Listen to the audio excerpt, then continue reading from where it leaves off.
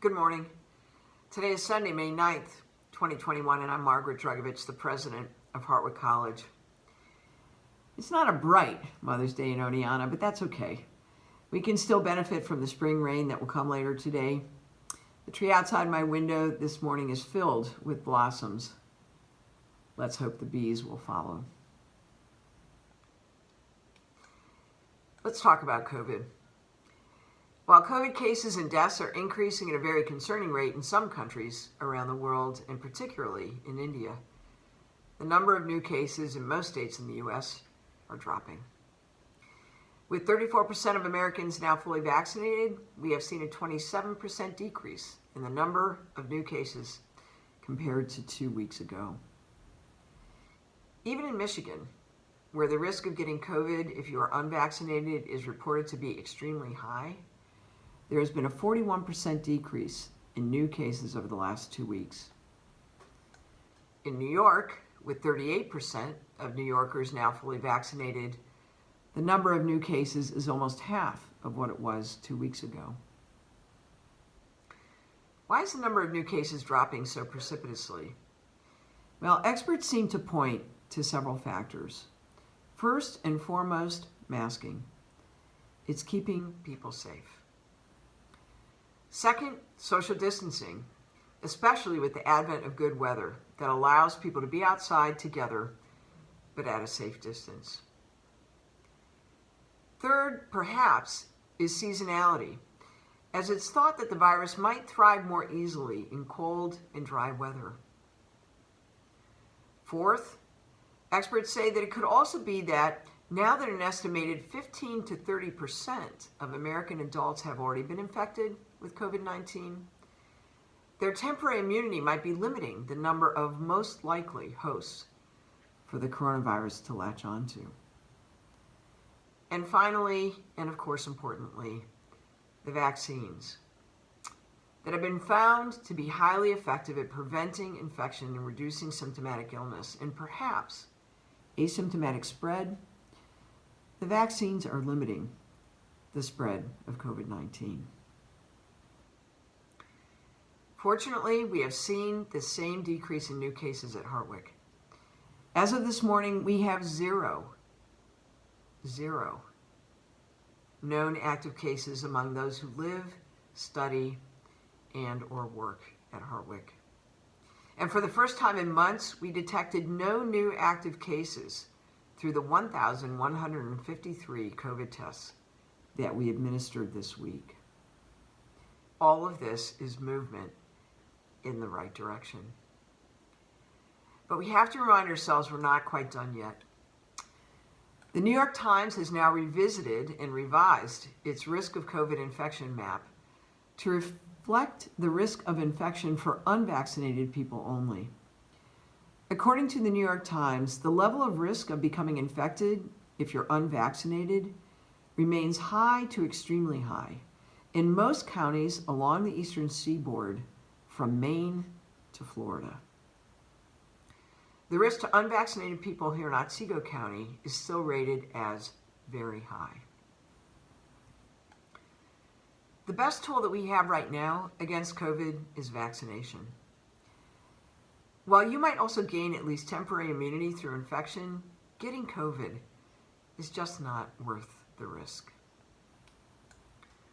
I want to thank our Hartwick students and Oneonta City Public Health Officer, Dr. Diane Georgeson, for creating videos that we shared with our students this past week about why Hartwick students and others have made the choice to get vaccinated. You'll see Dr. Georgeson's video at the end of this video. I hope that you take a few minutes to view it if you've not already done so. I also want to thank our local Rite Aid. Not only did Rite Aid come to campus this week to administer the second Pfizer dose to the 175 individuals who got the first shot in binder 3 weeks ago, but when they came, they also brought the Johnson & Johnson one-dose vaccine for individuals who prefer the single-shot vaccination option. Rite Aid's partnership in the vaccination effort at Hartwick has made vaccination even easier and even more accessible, and I am grateful to them. Don't forget, no appointment is necessary to walk in to the COVID vaccination site that's being hosted at the SUNY Oneonta campus. At this time, it's unclear how many Hartwick students have actually taken the vaccine. We know from a recent survey that most have made up their mind about their plans, and that approximately 1 in 5 reported that they did not plan to get vaccinated. In its meeting this past week, the Board of Trustees discussed what we've learned from vaccine surveys of both our students and employees. They also talked about the work of the strategic response team related to vaccination, and they discussed the steps that other colleges and universities across the country are taking with regard to mandating vaccination of students and employees. Over 225 colleges have now announced that they require vaccination, at least of their students. The strategic response team will be wrapping up our discussion on the issue of vaccination, and we will make an announcement about our plans in anticipation of the fall semester by the 1st of June. One last word about vaccination this morning. As you know, all 3 vaccines approved in the U.S. are being distributed under the Food and Drug Administration's Emergency Use Authorization. Now, a few students have told me that their hesitance to take the vaccine rests with the fact that the 3 vaccines approved by the FDA have not yet gained full FDA approval. So I wanted to bring you this update this morning that Pfizer has announced that they have started an application to request the FDA's full approval for its COVID-19 vaccine. In its final phase of clinical trials, Pfizer found that its vaccine was 95% effective against COVID-19. They appear to be confident that they will gain the FDA's full approval.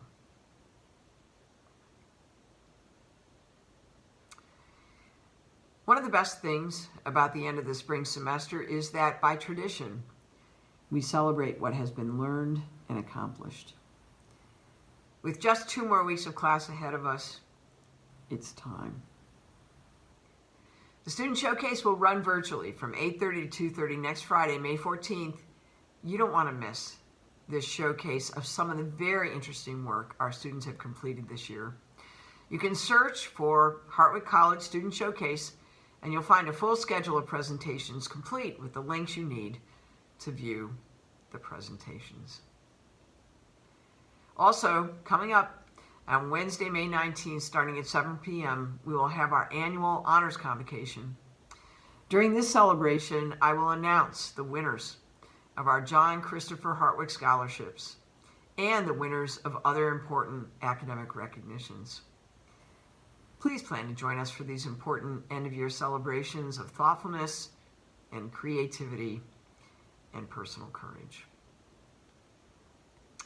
And speaking of year-end, students, you are going to receive an email tomorrow from Residence Life and Housing about plans for an orderly and safe removal of your belongings from the residence hall when you leave for the summer. Watch for that email so that you can make your plans. Finally, for this morning, on Friday, the Hartwick College Nursing Department honored 2 Hartwick graduates as part of its celebration of Nurses Week. Congratulations to family nurse practitioner Amy Gardner, class of '99, and our own director of the Hartwick College Perla Wellness Center, and Maria MacPherson, class of '85.